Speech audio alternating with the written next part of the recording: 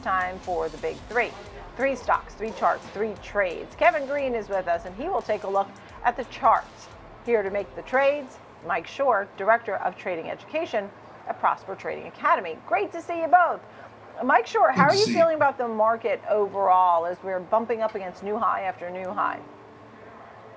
Yeah, it's one of those things where it's like, man, I can't sell anything and I don't want to buy anything. So, I really think that, and probably the market's going to reflect that this week, is that we're gonna wait until these inflation numbers come out towards the end of the week. If they come in line or soft, then I think we have a lot of room to the upside. If they come in hot following the CPI PPI that we had earlier, then that's going to give us a pullback here. So it's either with good numbers, breakout type of moves to the upside, or I still think that we're in that buy the dip type of mentality. All right, so the wait and see mode until later in the week for the PCE. So tell us about ARM Holdings. This is at around 148 today, has been a great performer, no doubt. The IPO, everybody watch. Your thoughts? Yeah, I was talking to one of our other traders that I got filled in my parallel universe at 138.5 that I was looking at over the weekend. But I had an inside bar breakout set up there, and so 138.5 was mine. Obviously, you just had to go to the market this morning because the thing rocketed up. But I continue to be bullish on the semis. We will see some profit taking in here, but any opportunity you can rationalize along in the semis with nothing else happening in the world, those are buys. Okay, so what are you thinking here about ARM? Let's hear what Kevin Green has to say about the charts, which hit a high of 164 not long ago.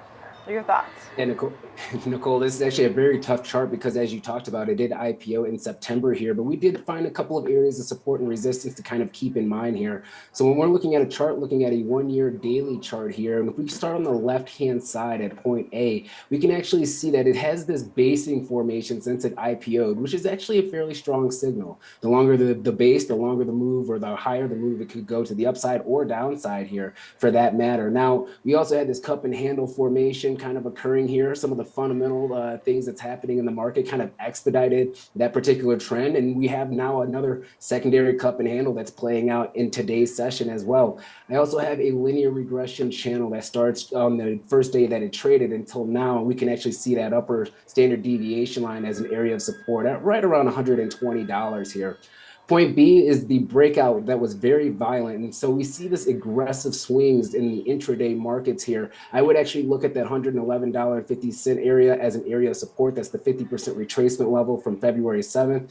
And also the retracement level from February 7th lows and the February 12th highs. And last but not least, MACD is completely disjointed, but it is still a bullish signal. Overall, I would just be very cautious about this name from a technical standpoint. Not a lot of data to be able to assess it, but you never want to fight against the trend. I think that's what Mike's trying to do as well.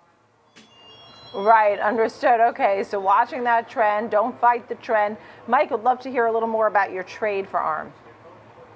Yeah, so this is based on a 138 entry. So I'm looking at a broken wing fly, the 145.55, 62 half. So you have $10 in the front end of your spread. You have $7.50 on the back end of your spread. So and down at 138.5, that was trading for $1. So if we go to 155, you're going to make 9 to 1 on your trade.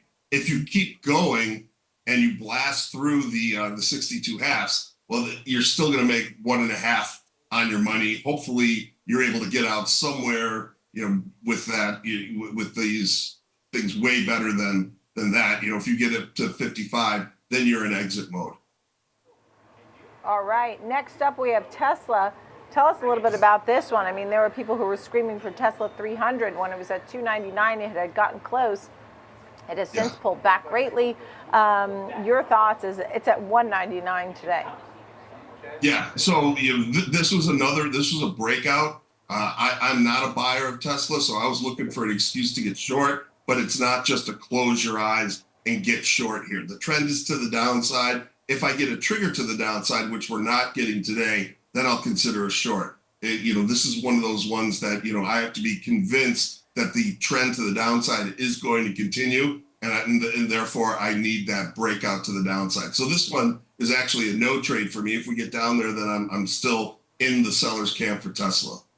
I think those LI numbers helped Tesla a lot this morning too. Oh, okay. I'd love to hear your thoughts on the chart, Kevin. And let me see if I can convince Mike here. When you're looking at a 1-year daily chart, you never want to try to call a bottom, to say the least here, but you are actually seeing some green shoots potentially pop up. And when you're looking at point A, you're actually seeing the symmetrical triangle actually taking place here based on a 1-year basis. It's making lower highs, but also making higher lows if you're looking at it on this particular time frame. And once we see that meet the apex, we could actually see a significant break either to the upside or downside. Now, point B is actually going to be the greatest thing about all of these charts that we're going to talk about today. Now, if you're a part of Elliott wave theory, if you believe in that, we can actually see 3 waves that are taking place here. The first one, number 1, is going to be July of last year. We have wave 2 starting in October of last year, wave 3, which is actually going to be in December and January. Now, usually when we see 3 waves, that could potentially complete the potential downtrend. We could start seeing buyers coming in here. I would actually look at support at $177.60. The primary trend is still downward, but you have to respect some of these key levels as well as the historical nature of Elliott wave theory. And then last but not least, here's the bullish divergence within the RSI moving to the upside as price has really not complemented that particular setup. And then the MACD actually did cross. The 12 EMA is above the 26 EMA. That's a bullish signal, the first bullish signal. You want to see it go above that 0 line that would complete the bullish trend. I would say, Nicole, this has a little bit more of a bullish tint to it than a bearish tint. The stock has never stayed below its 200-week moving average for more than 8 weeks. So we are kind of getting to that particular time frame here. Let's see if it's going to break that trend. Okay, thank you for that. And so watching that closely at the same time, there was an article in the Post talking about the EVs, just that European automakers in particular, and it didn't say Tesla, but that everything's stretched. They're facing a tough year. They have to cut costs for electric models. Chinese rivals are a big story here, bringing the cheaper vehicles, challenging them on the home turf. Tell me a little bit, and that goes into your storyline too, Mike. Tell me a little bit about your trade. Yeah, so I don't see this as a violent move to the downside. And remember, this is a trade, not an investment. And so I'm just looking at I guess it would be a 2-week versus 3-week-ish calendar to the downside, the 175 put calendar, which actually works out really, really well. And it goes right into that level that we were talking about, that technical support. So, that's kind of the nice thing about being a trader, is that, I don't have to try and call things that are happening 6 months out. This is short-term bearish momentum that right now is not happening, which is perfect for me. Just no trade, move on to the next one. So 75 put calendar, if we get below 189.59, then I'm looking at buying that thing for just 85 cents. And it models out to a risk return of about 2.73 to 1. But right here, it's a no trade. All right. Okay. All right. Next up, we have Block, SQ, Square was the former name.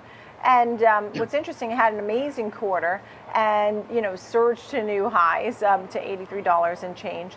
What are you thinking here? Yeah. So, one thing that, Square's, at least of late, has not been able to sustain any of these rallies. Now, they came out with really good earnings, and then it bricked right off of there. And so that, especially right after earnings, that's screaming to me iron condor. Now, not knowing where we would open up this week or this morning, I kind of had to pick strikes around where we had traded on Friday. We're down. It was down about 3% or so. Now it's down 4.2%. But so I would roll these down. We have, protect that gap. It's bullish, but I don't think that and certainly the market is confirming that this is not an SMCI. This is not an ARM. Nice quarter. Now what are you going to do for me next? So I'm just playing that range from earnings and saying that we're not going to make new highs. Right. Look, and and you know, I was just looking at the chart here at those highs. I was going to talk about the range, but Kevin, you're on the technicals. We want to hear what you have to say. Yeah, I mean, the setup here, when you're looking at a 1-year daily chart, or even if you look at a 3-year weekly, you can definitely see that there was an area of resistance and it rejected it again. It's going to be that $80 level here, Nicole. And we actually previously hit this in March of last year. In July, we hit it twice. In December, we hit it. And now we hit it once again. And now it is rejecting. It did reject on Friday. It continues to move to the downside here. You want to see a large volume breakout to the upside to be able to confirm a change in direction. And right now, we're just not seeing that. Now, we have a couple more days to go in order to try to sustain these particular levels. Maybe we have a short-term pullback and then try again here. But once again, when you go back 2 years, 3 years, $80 has just been a headwind for them. The key area of support right now to focus on is going to be that $71 level. That's previous resistance in that consolidation range that we saw at the beginning of the year between January and February 22nd. Next area of support, $59.60, which is going to be the 50% retracement level from the lows of October 30th to the highs of February 23rd. Last but not least, we are seeing MACD. That is actually bullish. 12 above the 26. That's a good sign to say the least. Above the zero line, that is bullish to say the least. But once again, that resistance continues to be a hurdle here. And I think right now, consolidation break to the upside would be the best thing for bulls. And for bears, you could take some, take charge here if this rejection continues to hold, and maybe we sit at one of those support levels. Once again, that 50% retracement level is kind of what I'm eyeing. Right. And look, you know, it's fair. He's giving us both sides here for the bears and the bulls. Mike, final thought on your trade here. Yeah, so I would still look at an iron condor going out to even just this week, using that 70 strike that we talked about earlier. 70 strike is my short put, depending on your risk parameters, something like a 67.70 to the downside that you're selling, and then I would pull it, and then I would pull an 80.83 on the upside. So 67.70, 80.83. That should be trading right around $1. You're risking 2 to 1 basically on that one, and you're only having to hold it for 4.5 days now. Great to see you both. Thank you so much for the big three today. Mike Shorr, Prosper Trading Academy. Kevin Green there on the charts. We appreciate you. Thank you.